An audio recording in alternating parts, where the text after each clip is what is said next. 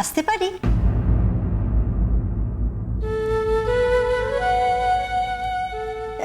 তুমি একা আছো তাই ভাবলাম আসি। এ কি, খাবার খাওনি কেন? খিদে নেই। খিদে নেই? খিদে নেই এ তো ভালো কথা নয়।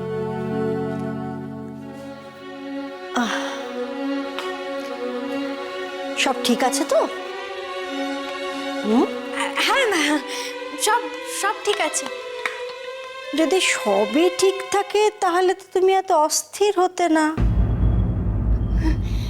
না অস্থির কিসের, সব ঠিক আছে। সৌরভ হঠাৎ এরকম হন্তদন্ত হয়ে বেরিয়ে গেল। কি এমন কাজ আছে যেরকম হন্তদন্ত হয়ে বেরিয়ে চলে গেল? আমাদের সময় লোকে কাজ একটু কম করত, কিন্তু আমাদের মধ্যে রোম্যান্স, ভালোবাসা এগুলো ভরপুর ছিল। তোমাদের আজকালকার ছেলে পেলে তারা খালি কাজ করে যাচ্ছে, টাকা রোজগার করে যাচ্ছে, কিন্তু ভালোবাসা তোমাদের ভালোবাসা রোম্যান্সের জায়গা ঠিক করা বাপু ও বড় হ্যাপার কাজ, সহজ কাজ নয়, বুঝলে কি?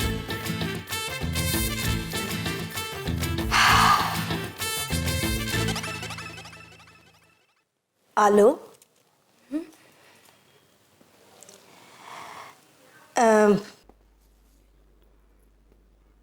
মানে অনধিকার প্রবেশ কিনা ঠিক বুঝতে পারছি না।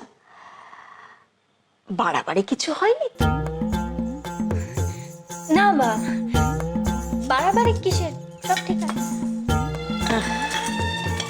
না মানে বলছিলাম, খাবারটা খেয়ে নিয়ে তারপর না হয় সব গোছাগুছি করতে। বেরোবার আগে কিছু খেয়ে নেব। ও, এটাই বুঝি খিদে না পাওয়ার কারণ? নাকি সৌরভ খায়নি বলে খাবারটা তুমি মুখে তুলতে পারছো না? বুঝলাম, তুমি এমন মেয়ে ঝড়ে তোমার বুকের ভেতর একেবারে ফেটে যাচ্ছে, কিন্তু কিছুতেই তুমি মুখে স্বীকার করবে। বেশ, স্বীকার করো না।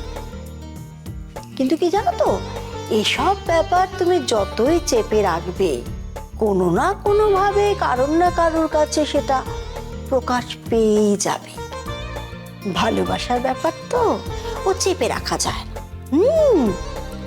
সেটা মুখের মধ্যে স্পষ্ট প্রকাশ পায়, যেমন করে তুমি আমার কাছে ধরা পড়ে গেলে।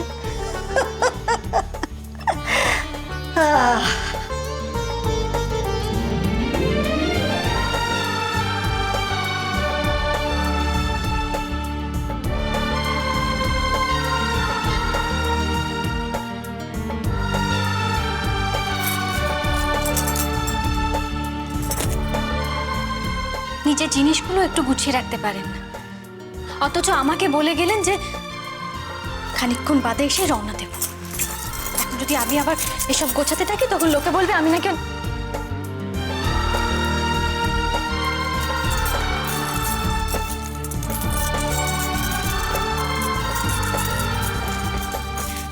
আমি কি সারাটা জীবন ওনার সঙ্গে ছিলাম? আগে তো সব নিজেকেই করতে হতো।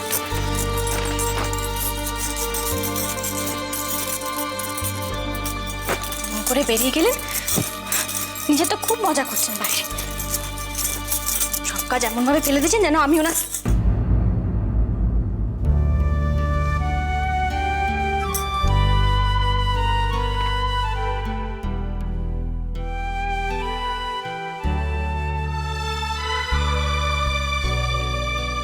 আমি তোমায় কথা দিলাম, এরপর থেকে আমাদের মধ্যে সত্যিই বন্ধুত্বের থেকে বেশি আর কোনো সম্পর্ক থাকবে না।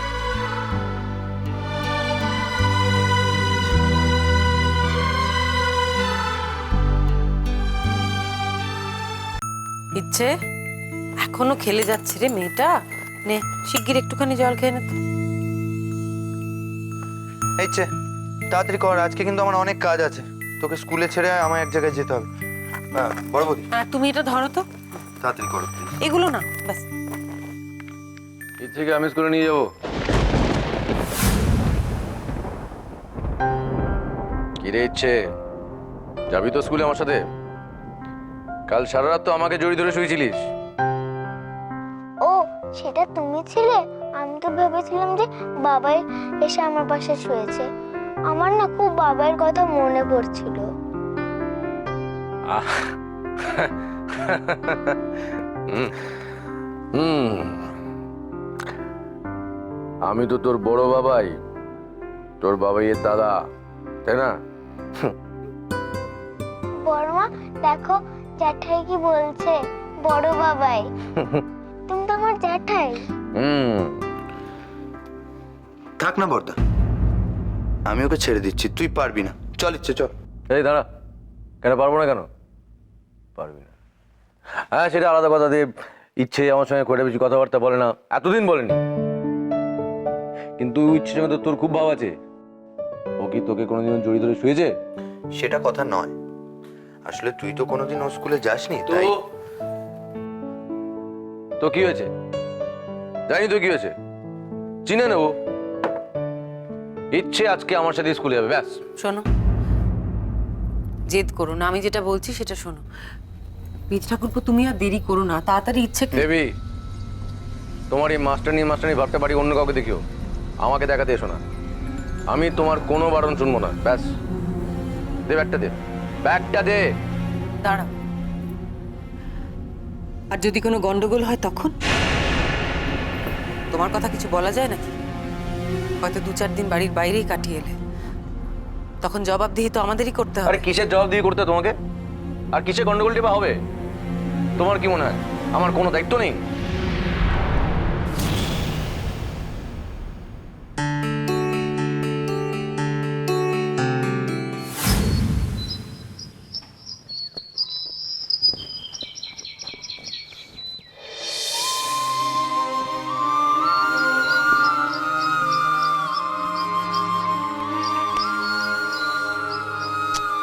পারবে না, আন্টি কিচ্ছু করতে পারবে না। চেনে না তো আলোকে, পাথর গলে যাবে তবু আলো নয়। ধর, কোনো দয়া মায়াও নেই নাকি মনে? কে জানে বাবা।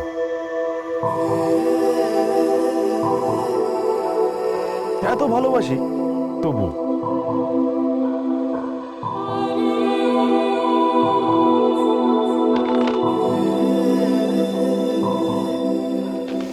আরে বাবা রে, বেকার বেকার মশার কামড় খাচ্ছি।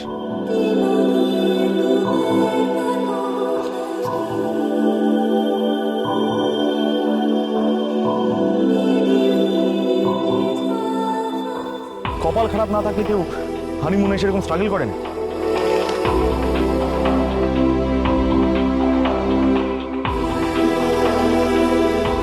কোনোদিনও আসবে না চুপতে চুপতে আমার কাছে।